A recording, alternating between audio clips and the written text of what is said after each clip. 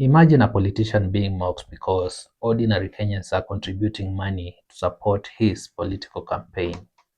That's exactly the kind of conversation surrounding Nairobi Senator Edwin Sifuna. Sifuna has been asking Kenyans to contribute towards his political activities, and some politicians have turned those fundraising efforts into a source of ridicule. Politicians including Jalango, Junet Mohammed, Karen Nyamu, and even President William Ruto have all taken shots at Sifuna over his fundraising.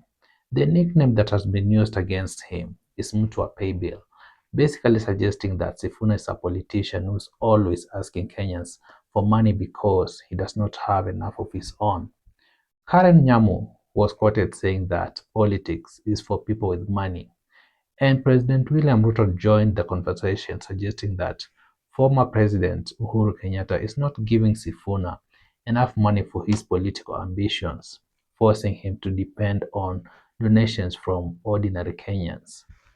But here's the bigger question.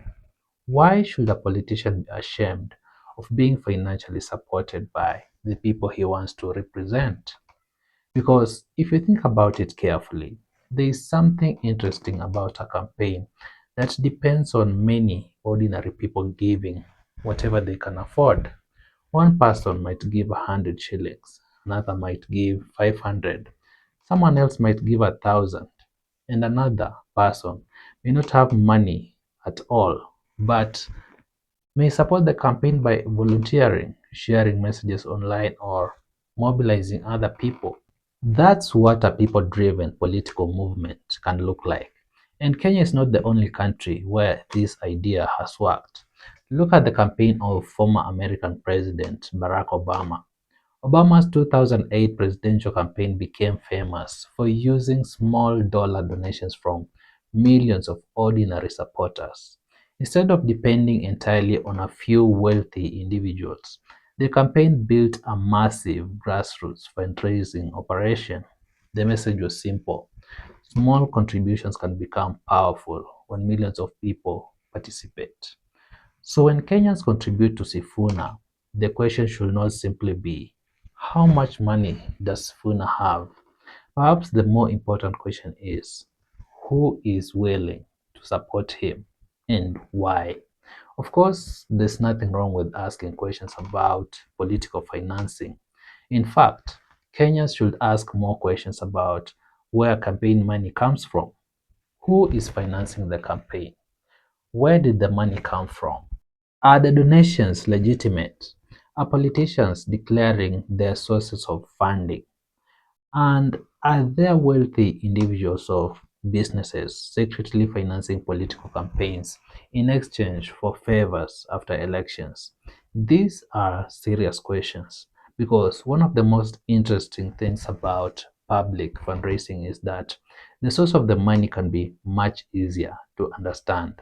If thousands of Kenyans contribute through a public fundraising mechanism, people can at least see that the campaign is being supported by ordinary citizens. Compare that with the politician who suddenly appears with enormous amounts of money during an election campaign, huge rallies, expensive vehicles, billboards everywhere, massive advertising campaigns, money being distributed at political events. And then when Kenyans ask, where is all this money coming from? There's sometimes no clear answer. That's where the conversation becomes uncomfortable. Political campaigns are expensive, yes, but having lots of money does not automatically mean someone is a better leader. And being unable to spend millions of shillings does not automatically mean someone is a weak candidate.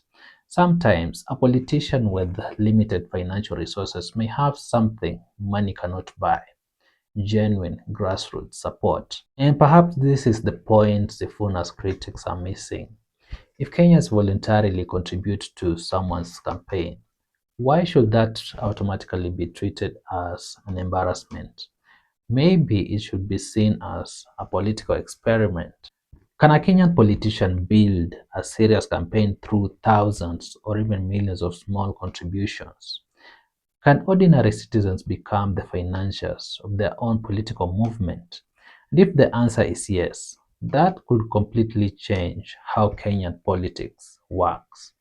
Because imagine an election where politicians are competing not only over who has the richest supporters, but over who can convince the largest number of ordinary citizens to contribute. That will make political support more personal. It will also force politicians to build relationships with voters long before election day. But there's another side to this debate. People should also be careful not to romanticize political fundraising. A politician receiving donations does not automatically make the politician honest. The money still needs to be properly accounted for. Campaign financing should be transparent, and every politician, whether funded by billionaires or ordinary citizens, should be held to the same standards. So perhaps the real problem is not that Sifuna is asking Kenyans for money. Perhaps the bigger problem is a political culture where having money is sometimes treated as proof that someone is powerful. Because politics should not be a competition over who can spend the most. It should be a competition over ideas, leadership, integrity, and the ability to convince citizens that you deserve their vote. And if someone has no billionaires behind them but has thousands of ordinary Kenyans willing to contribute a few shillings, maybe that's not something to laugh at. Maybe it's something Kenyan politics should pay attention to. Because at the end of the day, money can buy a campaign, but it cannot automatically buy genuine public support. And perhaps the biggest question is not why is Sifuna asking Kenyans for money? The bigger question is why are we more interested in who has the most money than where that money came from? What do you think? Is Sifuna's people funded approach a sign of grassroots support, or is it simply another political fundraising strategy? Let me know in the comments.